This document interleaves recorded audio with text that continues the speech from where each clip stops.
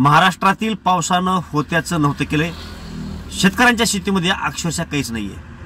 Soybean हे पीक महाराष्ट्रामधलं प्रमुख पीक म्हणून पाहिलं जातं। या पिकातून शेतकऱ्यांच्या खिशामध्ये पैसा येतो, ते मुख्य पीक, त्याची अवस्था पहा। ज्या लोकांनी ढिग मारलेत, आणखीन ढिग मारायला सोयाबीन आले नाहीत, पण काही लोकांनी काढलेलं आहे, जाग्यावरती त्याला कोंब फुटलेत। आणि जे पीक शेतीमध्ये आहे, उभ्या झाडाला शेंगा आहेत, त्यातून बाहेर फुटवेलेत। म्हणजे हाताला काय लागेल? राश केल्याच्या नंतर त्याचं काय मिळणार आहे? आणि काही मिळणारच नसेल तर मग मार्केटला विकायचं काय? आणि मार्केटला माल जाणार नसेल तर शेतकऱ्यांच्या हातामध्ये काय? गाजर? बर, शेतकऱ्यांनी कष्ट केले नाहीत आणि कुठेतरी इकडे तिकडे हिंडत राहिले, कष्टाविना उत्पादन घटले, असं काही आहे का? ही नैसर्गिक आपत्ती आहे। या नैसर्गिक आपत्तीमध्ये महाराष्ट्र शासनानं मोठ्या मनानं अगदी मोठी मदत केली पाहिजे। तुम्ही साईडला पाहताय काय सोयाबीनच्या अवस्था आहेत, त्या शेतकऱ्यांच्या सुद्धा आपल्याला प्रतिक्रिया ऐकायच्यात। आमचे सहकारी गजानन सोनवणे यांनी प्रतिक्रिया घेतलेले आहेत। हे विदारक असं चित्र तुम्ही पहा, तुमच्या लक्षामध्ये बसतं। हे लातूर जिल्ह्यातील चाकूर तालुका आहे। चाकूर तालुक्यामध्ये मोठ्या प्रमाणामध्ये पाऊस झालाय। सगळे अगदी नळगाव असेल, शेळगाव असेल, वडवळ असेल, हे जे काही मंडळ आहेत, ह्या सर्व मंडळामध्ये अतिशय मोठ्या प्रमाणातला पाऊस आहे। या मतदारसंघामध्ये महाराष्ट्र राज्याचे सहकार मंत्री बाबासाहेब पाटील हे आमदार म्हणून निवडून गेलेत आणि लातूर जिल्ह्याला शिवेंद्रराजे भोसले यांच्यासारखे पालकमंत्री लाभलेत।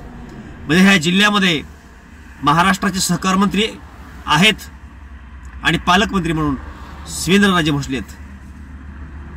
सरकार तर आपण जाणता, त्रिदेवांचं सरकार आहे। देवेंद्र फडणवीस, अजित पवार आणि एकनाथ शिंदे, हे सर्वांचे नावं मोठे आहेत आणि या मोठ्या नावाप्रमाणेच आपण मोठं काम करावं। शेतकरी आता तुमच्याकडे आशेनं पाहतोय, त्यांना मदत आपण निश्चितपणे केली पाहिजे।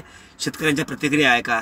तुमच्या लक्षामध्ये बसेल की शेतकऱ्यांच्या भावना काय आहेत। मी शेताकडे गेलो होतो का नाही तुमच्या? हो, कशी आहे अवस्था? शेताकडे गेलो पण शेतापर्यंत पोहोचलोच नाही। हां हां, तर वाटेनं बारीक बारीक कालव्याने सुद्धा जाता येईना, एवढा पाऊस चालू आहे।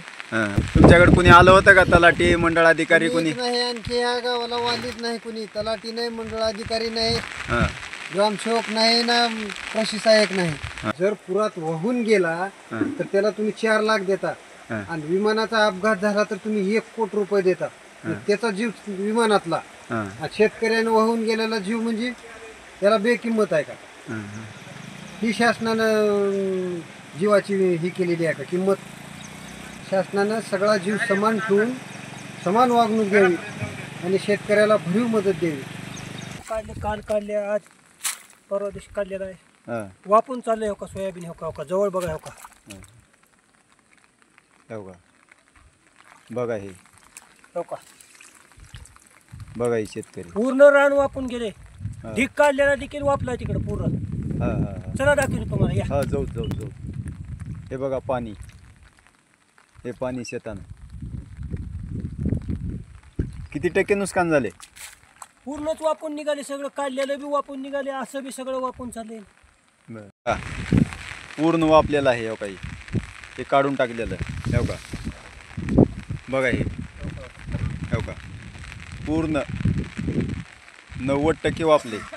त्याला करा उघड, हो काही पाणी, पाण्यानं काही राहिलंच नाही, हो आलंच नाही मध्ये, काय शेंगा बघा, हो का? बघा शेतकऱ्याची व्यथा ही, कुठं लागलंय तर कुठं लागलं नाही। बघा, फडणवीस सरकारचे 40-40 हजार रुपये त्यांच्या बेडरूमवर, किचनवर खर्च होते आणि शेतकऱ्याची व्यथा बघा, लाख रुपयाचा बेड। हां, किती दयनीय अवस्था आहे ही।